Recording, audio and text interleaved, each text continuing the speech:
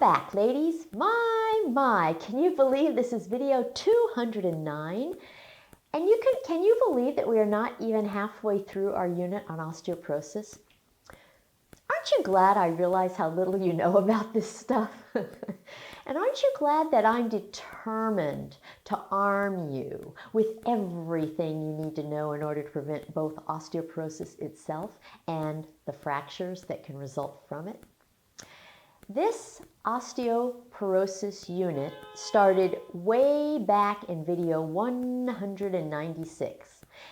And I know that most YouTube channels cover topics for which the order doesn't really matter, but that's not the case for this channel. This channel is what I like to call Menopause University.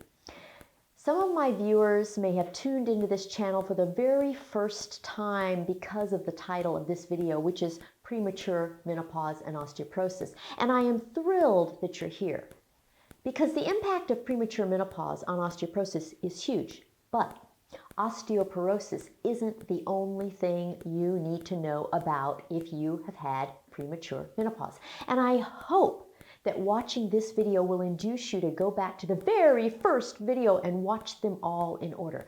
That little number after each title tells you the order.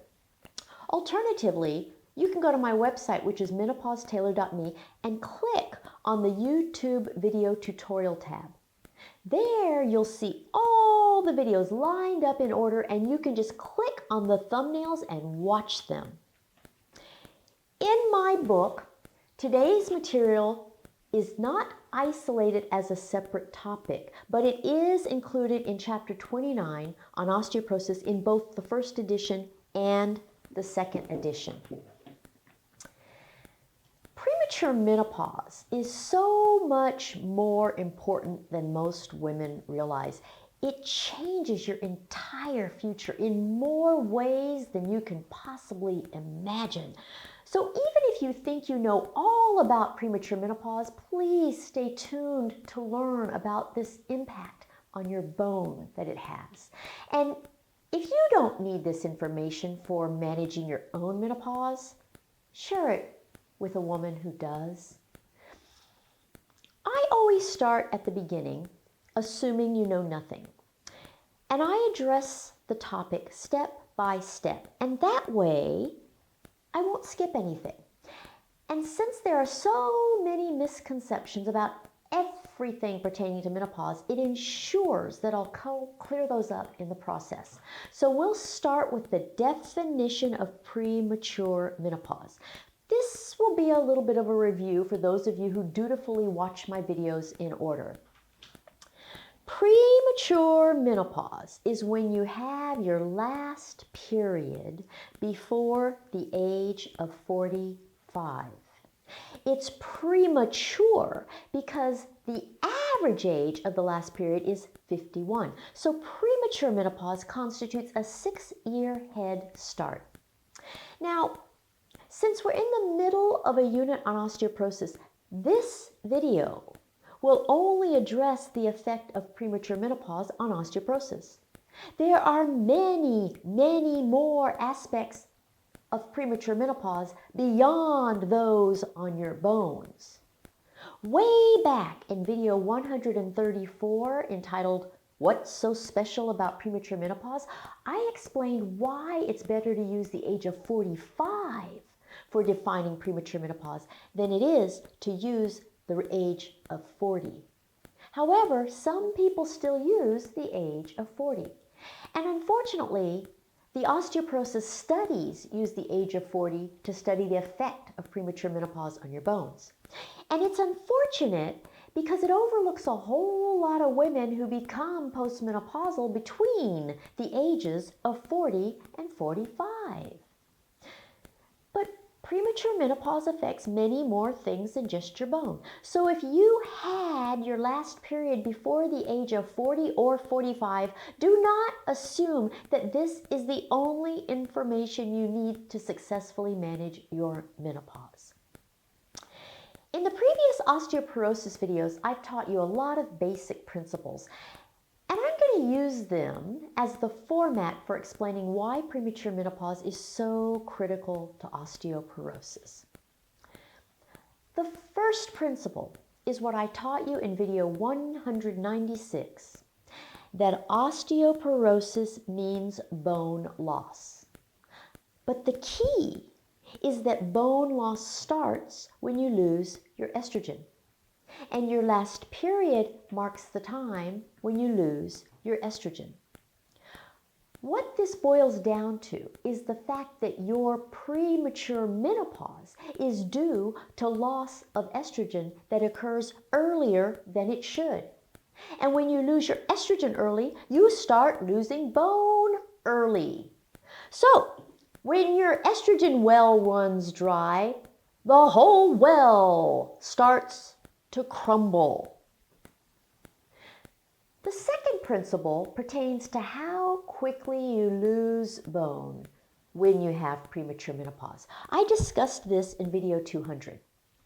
In that video, you learned that bone loss is very rapid in the very first years after losing your estrogen.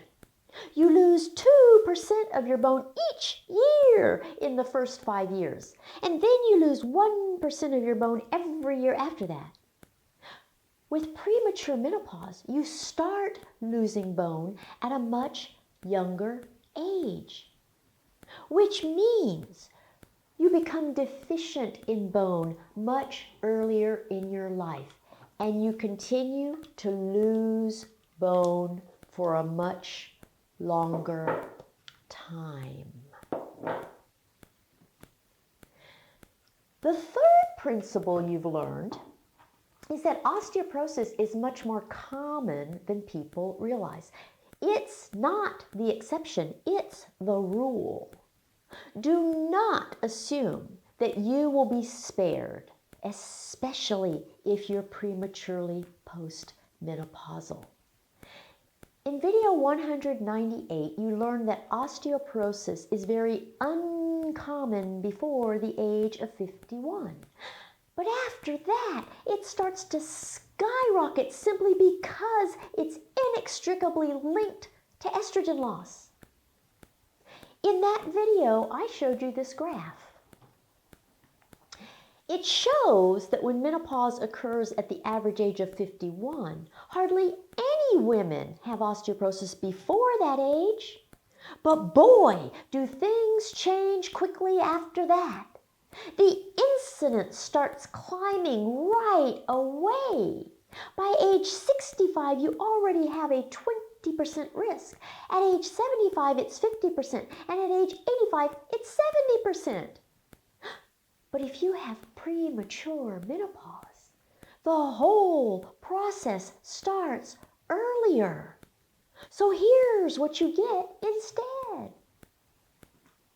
In the blue, you see the incidence and rate of increase in osteoporosis for menopause that starts at age 50, like it should. That's a reproduction of what you saw in the previous graph. And in gray, it shows you the incidence and rate of increase of osteoporosis for premature menopause starting at age 40.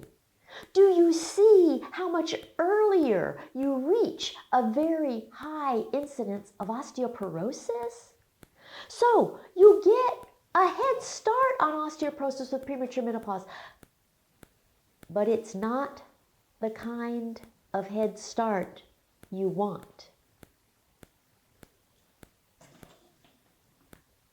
The fourth principle you learned is that osteoporosis is a silent disease. There are no early symptoms to tell you that you're losing bone. So the first indication is a fragility fracture from something that would never cause a fracture under normal circumstances. And these fractures are most common in your spine, your hip, and your wrist. So imagine being just 40-something and fracturing your spine, hip, or wrist. It would really impair your ability to function. You might still have kids at home and you wouldn't be able to care for them. If you worked, it would definitely in your job. It's bad enough that no one acknowledges menopause and its consequences in women of appropriate menopausal age. You can forget acknowledgement of its effects when you're still quite young. And the fifth principle you learned is that the prognosis for a fragility fracture from osteoporosis is very unlike a fracture of normal bone. It can cripple you for life or impair your ability to live independently for the rest of your life. When it comes to osteoporosis, your younger age is not going to save you. A fragility fracture can be devastating at any age. So the bottom line is that premature menopause causes premature osteoporosis and all the things that come with it. If you had premature menopause, you cannot afford to take this lightly.